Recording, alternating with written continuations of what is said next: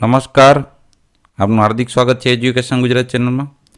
આજે આપણે ધોરણ 6ના ગુજરાતી પલાસ વિશેનું ચેપ્ટર 2 વાર્તા રે વાર્તા આ પાઠના સ્વાધ્યાય પોથીનું સંપૂર્ણ સોલ્યુશન વિડીયો માધ્યમથી શીખવાના છે. ચેનલ પર નવા વ્યુઅર ચેનલ સબસ્ક્રાઈબ કરો, વિડીયો ગમે લાઈક શેર કરી દેજો. પ્રશ્ન પહેલો છે, નીચેના દરેક પ્રશ્નના ઉત્તર માટે આપેલા વિકલ્પમાંથી સાચો વિકલ્પ શોધી તેનો ક્રમ અક્ષર પ્રશ્નની સામે પહેલા બોક્સમાં લખવાનો છે. પહેલો પ્રશ્ન, બાળકોને વાર્તા કહેનાર ગુરુજીનું નામ શું છે? જવાબ છે બી, કરુણાશંકર. બીજો પ્રશ્ન, હાથી ખાતો હતો તે આંબા પરની કેરી કેવી હતી? તેમાં ઓપ્શન આપ્યા છે ABC, ટૂંકમાં 3 સાચા છે, એટલે કે ડી જવાબ થશે આપેલ તમામ. ત્રીજું, કાગડીના માળામાં કેટલા ઈંડા હતા? તેમાં જવાબ છે ઓપ્શન સી 3. પ્રશ્ન ચોથો, કાગડીએ હાથીની ફરિયાદ સૌ પ્રથમ કોને કરી? તેનો જવાબ છે એ, નાતના પંચની. પ્રશ્ન પાંચમો, નાતનો મુખી કાગડીને ક્યાં લઈ ગયો? તેનો જવાબ છે ડી, રાજા ગરુડના દરબારમાં. છઠ્ઠું, હાથીની ધર્મની બહેન કોણ હતી? તેથી બી, કબૂતરી. સાતમું, કોને પોતે કરેલા પાપનો પસ્તાવો હતો? ઓપ્શન બી, હાથીને. આઠમો પ્રશ્ન, હાથી વનમાં પાછો ફરે છે ત્યારે કોણ હર્ષના ગીત ગાય છે? તેનો ઓપ્શન એ છે કબૂતરી. પ્રશ્ન બીજો, કૌંસમાં આપેલા શબ્દમાંથી યોગ્ય શબ્દ પસંદ કરી ખાલી જગ્યા પૂરો. પેલી ખાલી જગ્યા, હાથી તાપથી ખાલી જગ્યા થઈ ગયો તો સિયા વિયા. બીજી ખાલી જગ્યા, કેરી ખાવાથી હાથીની તરસ છીપી અને તેના કોઠે ખાલી જગ્યા વળી તો ટાઢક આવશે. ત્રીજું, ખાલી જગ્યા પર પટકાઈને ઈંડાના ફોદા નીકળી ગયા તો ભોંય પર. ચોથી ખાલી જગ્યા, કાગડીએ ફરિયાદ કરી ખાલી જગ્યા મારે આ હાથી સામે ફરિયાદ નોંધાવી છે તો ત્યાં જવાબમાં આવશે ખાલી જગ્યામાં મહાજન. પાંચમી ખાલી જગ્યા, ગુનેગાર હાથીને ખાલી જગ્યા આપવામાં આવે તો આવશે દેશ વટો. છઠ્ઠી ખાલી જગ્યા, સરોવરના ખાલી જગ્યા પાણીમાં હાથી ઊભો છે તો છાતીપુર. એ જવાબ છે, બરાબર. સાતમી ખાલી જગ્યા, હાથીને કોઈકની પાંખોના ખાલી જગ્યાનો ભાસ થાય છે તો ફફડાટ. આઠમી ખાલી જગ્યા, રાજા ગરુડે હાથીની ખાલી જગ્યાની સજા માફ કરી તો હદબારીની. નવમી ખાલી જગ્યા, હાથીના ખાલી જગ્યાથી આંબાની કૂંજો ગુંજી ઉઠે છે તો ચિત્કાર. દસમી ખાલી જગ્યા, ઝાડના ઝૂંડમાં હાથીની ખાલી જગ્યાના પડઘા પડે છે તો ગર્જના. પ્રશ્ન ત્રીજો, નીચેના પ્રશ્નો ઉત્તર એક વાક્યમાં લખો. પહેલો પ્રશ્ન, ગાઢ જંગલમાં રહેતો હાથી કેવો હતો? જવાબ છે ગાઢ જંગલમાં રહેતો હાથી મસ્ત અને જબરદસ્ત હતો. બીજો પ્રશ્ન, હાથીએ છાયામાં આંખ ઉગાડી તો શું જોયું? તેનો જવાબ છે હાથીએ છાયામાં આંખ ઉગાડી તો તેને આંબા પર લૂંબે ને ઝૂંબે કેરીઓ લચી રહેલી જોઈ. ત્રીજો પ્રશ્ન, ઈંડા ફૂટતા જ આંબાની ઘટાના ઊંડાણમાંથી શો અવાજ આવ્યો? તેનો જવાબ છે ઈંડા ફૂટતા જ આંબાના ઘટાના ઊંડાણમાંથી એક કંપતો અવાજ આવ્યો. હાથી ભૈયા તે આ શું કરી નાખ્યું? પ્રશ્નાર્થ. ચોથો પ્રશ્ન, ઈંડા ફૂટતા જ કાગડીએ કકડાટ કર્યો છતાં હાથીએ શું કર્યું?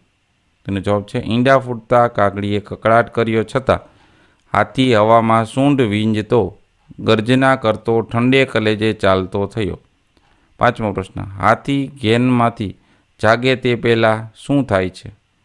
તેનો જવાબ છે હાથી ઘેનમાંથી જાગે તે પહેલાં જ એક ધીમો મીઠો અવાજ એના કાને અથડાય છે, હાથી ભૈયા, હાથી ભૈયા. પ્રશ્ન છઠ્ઠો, હાથીની આંખમાંથી બોર જેવડા આંસુ કેમ સરી પડે છે? તેનો જવાબ છે પોતાની બહેન કબૂતરીને પોતાની સૂંઢ પર બેસેલી જોઈને હાથીની આંખોમાંથી બોર જેવડા આંસુ સરી પડે છે. સાતમો પ્રશ્ન, વનમાંથી પાછા ફરેલા હાથીના માથા પર કોણ બેઠું હતું? તેનો જવાબ છે વનમાંથી પાછા ફરતા હાથીના માથા પર ધોળી કબૂતરી બેઠી હતી. પ્રશ્ન ચોથો, નીચેના પ્રશ્નોના ઉત્તર 2-3 વાક્યમાં લખો. પહેલો પ્રશ્ન, કાગડીએ શા માટે કકડાટ મચાવી મૂક્યો?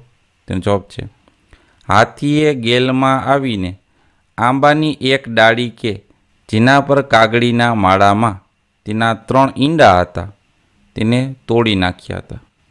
કાગડીના આ ત્રણેય ઈંડા ફૂટી જવાથી તેણે કકળાટ મચાવી મૂક્યો. બીજો પ્રશ્ન, કાગડીએ નાતના પંચને શી ફરિયાદ કરી અને કેમ? તેનો જવાબ છે કાગડીએ નાતના પંચને ફરિયાદ કરી કે હાથીએ વાંક ગુના વગર તેના ઈંડા ફોડી નાખ્યા છે.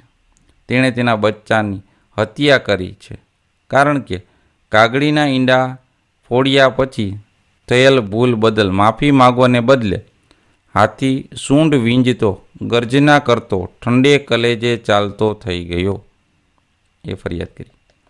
ત્રીજો પ્રશ્ન, કાગડીની ફરિયાદ સાંભળી પ્રધાનમંડળે શો ચુકાદો જાહેર કર્યો? તેનો જવાબ છે કાગડીની ફરિયાદ સાંભળી પ્રધાનમંડળે ચુકાદો આપ્યો કે ગુનેગાર હાથીને દેશવટો આપવામાં આવે. આ સજાનો બાજ સેનાપતિ તરત જ અમલ કરે. ચોથો પ્રશ્ન, ગરુડ રાજાના દરબારનું વર્ણન કરો. તેનો જવાબ છે ગરુડ રાજાના દરબારમાં ગીધની ચોકી છે, ડેલીએ કુકડાની પડધમ ગાજે છે, મેળીએ બુલબુલની શરણાઈ વાગે છે, ચોકમાં ન્યાયની ધજા ફરે છે, રાજા ગરુડ સભા ભરીને બેઠા હોય છે અને તેમાં હંસનું પ્રધાનમંડળ બિરાજ્યું હોય છે. આવું વર્ણન છે. પ્રશ્ન 5મો, બાજ સેનાપતિએ જોયું ત્યારે હાથી સરોવરના પાણીમાં શું કરતો હતો?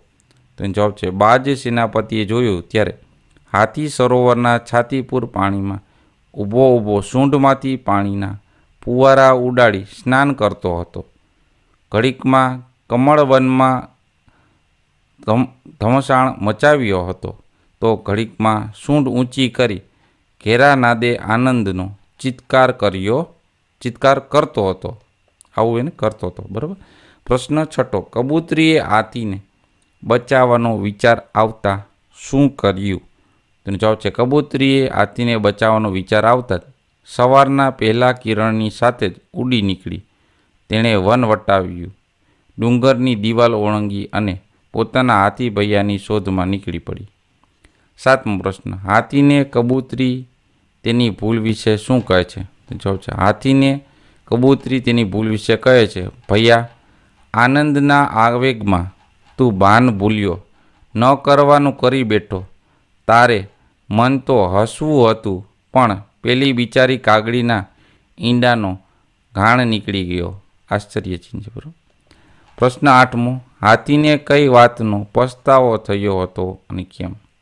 તેનો જવાબ છે હાથીને પોતાનો નિર્દોષ કાગડીના ઈંડા ફોડી નાખીને કરેલા પાપનો પસ્તાવો થયો હતો, કારણ કે તે આનંદના આવેગમાં આવીને પોતાનું ભાન ભૂલી ગયો હતો અને નિર્દોષ કાગડીના ઈંડા હતા તે ડાળી તોડી તેના ઈંડા ફોડી નાખ્યા હતા. પ્રશ્ન 5મો, નીચેના પ્રશ્નોના ઉત્તર 4-5 વાક્યમાં લખો. પહેલો પ્રશ્ન, હાથી જે સરોવરમાં હતો તેનું અને તેની આસપાસનું વર્ણન કરો. તેનો જવાબ છે હાથી જે સરોવરમાં બેઠો હતો તેનું પાણી હિલોળા લઈ રહ્યું હતું, ચોપાસ વનરાઈ વિસરતી હતી, ઝાડના ઝુંડમાં પંખીઓ કલગાન કરી રહ્યા હતા, મોર ગહેકી રહ્યો હતો, કોયલ ટહુકી રહી હતી, કબૂતર ઘૂઘવી રહ્યું હતું, હોલો ઘૂઘું કરી રહ્યો હતો અને કમળવનનો મીઠો પવન હૈયામાં હર્ષ ભરી રહ્યો હતો. પ્રશ્ન 2, પક્ષીઓએ હાથીને હદપાર કેવી રીતે કર્યો? તો જવાબ છે સરોવરમાં સ્નાન કરી રહેલા હાથી પર બાજ સરદારે તીર વેગે ઘસીને તીણી ચાંચનો જોરદાર ઘા મારે છે. હાથી કંઈક સમજે તે પહેલાં જ બાજ ટુકડી તેના પર ચારે બાજુથી હલ્લો કરે છે. ધમપછાડા કરતો હાથી પાણીમાંથી બહાર નીકળી સામેના ખુલ્લા માર્ગ પર દોડે છે.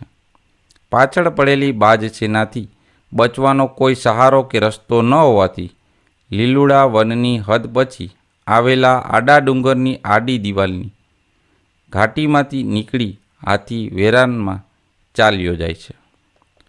પ્રશ્ન 3, હાથીને દેશવટો મળ્યો તેથી કપૂરી કબૂતરી પર શી અસર થઈ? તો જવાબ છે હાથીને દેશવટો મળ્યો તેથી કપૂરી કબૂતરી રોજ સવાર સાંજ આંબાની ઘેરી ઘટામાંથી દર્દ ભર્યા અવાજે કહેતી, હાથી ભૈયા, તને આ શું સૂઝ્યું?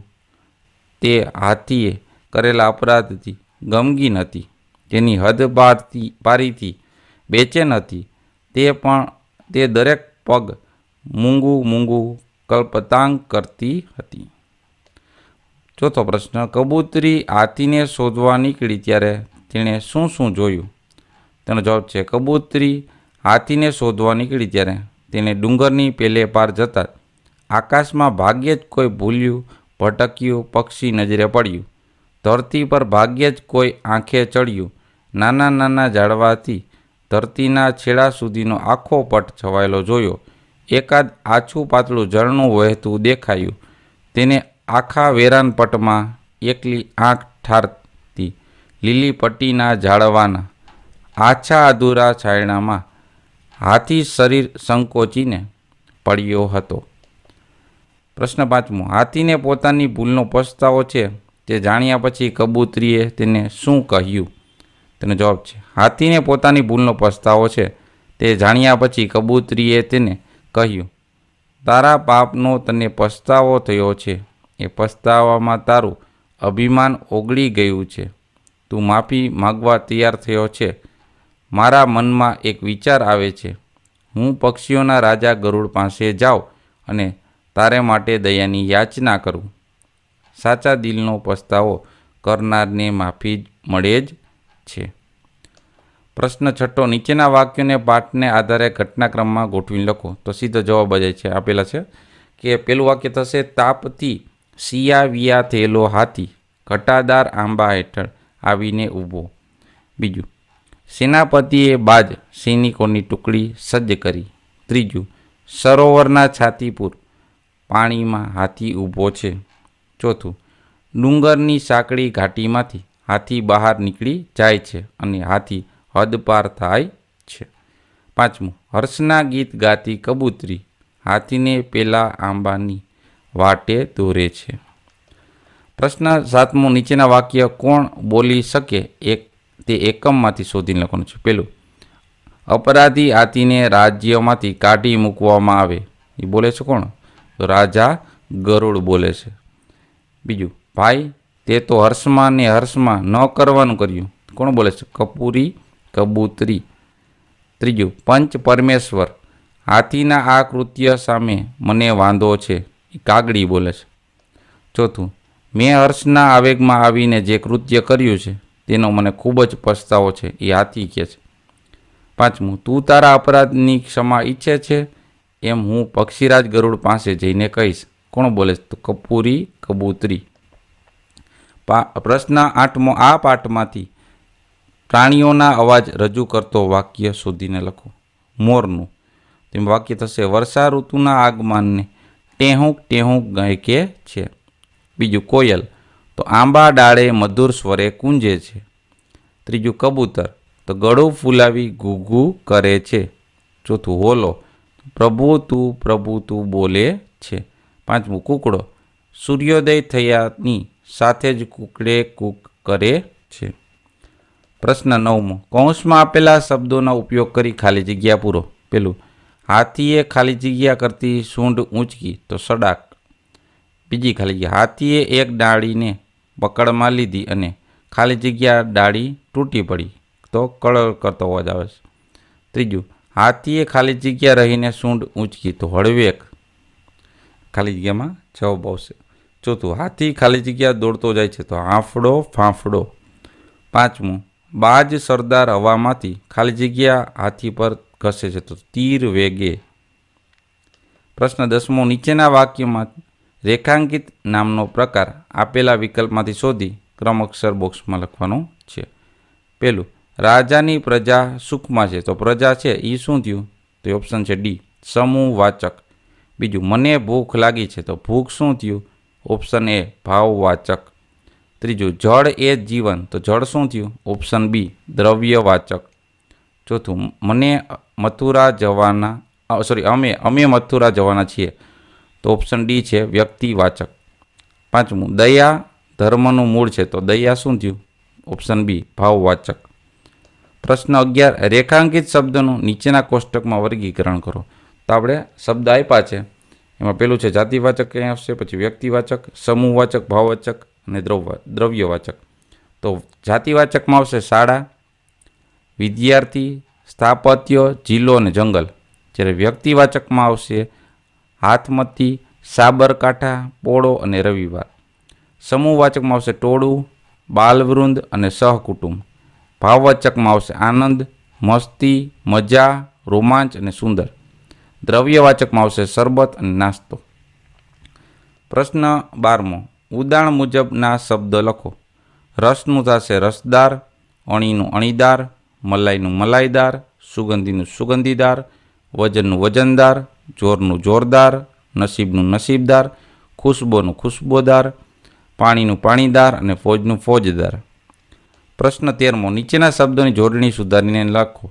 તો પેલું આ રીતના લખાય કરુણા શંકર, બીજું આ રીતના ગુરુ, ત્રીજું સિયા વિયા, ચોથું થશે ખુશખુશાલ, પાંચમું ફરિયાદ, છઠ્ઠામાં ટુકડી આ રીતના લખાય, સાતમામાં પૂંછડી, આઠમામાં આવશે હિંમત, નવમામાં પડગમ, દસમામાં ચિત્કાર. જે જોડણી સુધારી અહીંયા લખેલી છે. પ્રશ્ન 14, નીચેના શબ્દોના બે સમાનાર્થી શબ્દ લખો. તો ગાઢનું થશે ઘટ અને ઘાટું, બીજું થશે હાથી એટલે કે હસ્તી અને ગજ, ત્રીજું સાદ એટલે બૂમ અને ધ્વનિ, ચોથું ન્યાય એટલે ઇન્સાફ અને ફેંસલો, પાંચમું ચિત્કાર એટલે બૂમ અને સાદ, છઠ્ઠું પંખી એટલે કે વિહગ અને ખગ, સાતમું હિંમત એટલે કે બહાદુરી અને શક્તિ, આઠમું ધરતી એટલે કે ભૂમિ અને પૃથ્વી, નવમું આવેગ એટલે કે જુસ્સો અને જોમ, દસમું થશે તોર કે મિજાજ અને ગર્વ. પ્રશ્ન 15મો, નીચેના શબ્દોના વિરુદ્ધાર્થી શબ્દ લખો. તો આગળનું પાછળ, સ્વજનનું પરજન, ન્યાયનું અન્યાય, આનંદનું શોક, હસવુંનું રડવું, ધોળીની કાળી, સવારનું સાંજ, અપરાધીનું નિરપરાધી, વિવેકનું અવિવેક અને સંકોચવું વિસ્તરવું. પ્રશ્ન 16મો, નીચેના શબ્દ સમૂહ માટે એક શબ્દ લખો. પેલું હાથીનો લાંબો નાકવાળો અવયવ, તો એને કહેવાય સૂંઢ. બીજું કોઈ વાતનો તોડ લાવવા નિમાયેલું 5 કે તેથી વધુ માણસોનું મંડળ, એને કહેવાય પંચ. બરાબર. ત્યારબાદ ત્રીજું ફૂંકીને વગાડવાનું એક વાદ્ય, એને કહેવાય શરણાઈ. ચોથું ગામનો વડો, એને કહેવાય મુખી. પાંચમું ઢોલ જેવું વાદ્ય, એને કહેવાય પડદમ. પ્રશ્ન 17મો, નીચેના રૂઢિપ્રયોગનો અર્થ આપી વાક્યમાં પ્રયોગ કરવાનો છે. પેલું મોંમાં પાણી છૂટવું, તેનો અર્થ થશે ખાવાની ઈચ્છા થવી. વાક્ય ઊંચી ડાળી પર દ્રાક્ષ લટકાઈ જોઈને શિયાળના મોંમાં પાણી છૂટ્યું. બીજું કોઠે ટાઢક વળવી, તેનો અર્થ થશે શાંતિ થવી.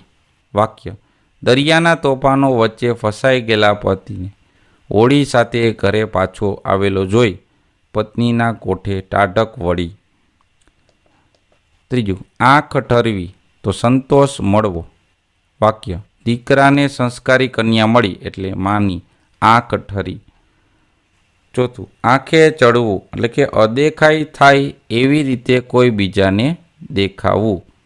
વાક્ય વર્ગમાં તોફાન કરનાર તરીકે પ્રતિક શિક્ષકની આંખે ચડ્યો. પાંચમું હસવામાંથી ખસવું થવું એટલે કે એનો અર્થ થાય છે મજાક કરવા જતાં ખરાબ પરિણામ આવવું. વાક્ય ખબર નથી શું થયું પણ બંને શાંતિથી વાત કરતા હતા અને હસવામાંથી ખસવું થતાં બંને ઝઘડી પડ્યા. છઠ્ઠું અભિમાન ઓગળી જવું, તેનો અર્થ થશે ગર્વ જતો રહેવો. વાક્ય એક વખત જે પોતાને ત્યાં નોકર હતો એને ગામમાં મોટું દાન આપતો જોઈ શેઠનું અભિમાન ઓગળી ગયું. સાતમું કેલમાં આવી જવું, તેનો અર્થ થાય છે આનંદમાં આવી જવું. વાક્ય કૂતરીને જોઈને એના ગલુડિયા ગેલમાં આવી ગયા. આઠમું વાત વધારવી, તેનો અર્થ થાય લપ કરવી. વાક્ય એકની એક વાત વધારીને કહેવાની મધુકરની ટેવ કંટાળો ઉપજાવે છે. નવમું ઘાણ નીકળી જવો, તેનો અર્થ થશે ભારે નુકસાન થવું. વાક્ય જંગલમાં હાથીઓના તોફાનને કારણે ઝાડોનો ઘાણ નીકળી ગયો. તો આ આપણે ધોરણ છઠ્ઠાના ગુજરાતી વિષયના ચેપ્ટર બીજાનું સ્વાધ્યાય પોથીનું સંપૂર્ણ સોલ્યુશન જોતા રહો એજ્યુકેશન ગુજરાત ચેનલ, શીખતા રહો. થેન્ક યુ, આભાર.